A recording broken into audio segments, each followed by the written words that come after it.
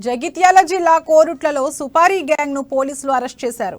RMP doctor Sampath కు తన బావమరిది విష్ణుతో ఆర్థిక లావాదేవీల మధ్య జరిగిన గొడవలు హత్యలు చేయించే వరకు దారితీశాయని పోలీసులు చెప్పారు.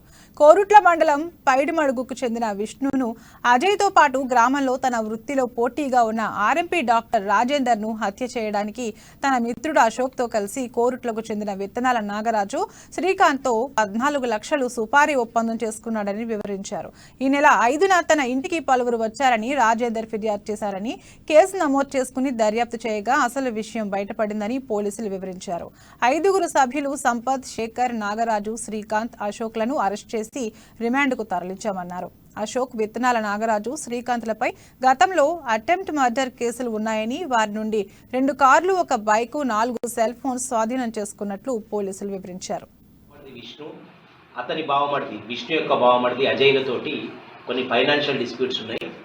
అదేవిధంగా తన బావమరిదిని అంటే అజయ్ని, విష్ణుని ఇద్దరిని కూడా అడ్డు తొలగించినట్టయితే వాళ్ళ ప్రాపర్టీసు, వాళ్ళ ఇళ్ల మీద కూడా అధికారం చలాయించొచ్చేటటువంటి ఒక దుర్బుద్ధితోటి సంపత్ గత సంవత్సరంగా విష్ణుని అడ్డు తొలగించే క్రమంలో టైఫాయిడ్ జ్వరానికి సంబంధించి విష్ణుకి ట్రీట్మెంట్ ఇవ్వడం జరిగింది. దాంట్లో విష్ణుకి కొంత ఇంజెక్షన్స్ రాయకల్ గ్రామానికి చెందిన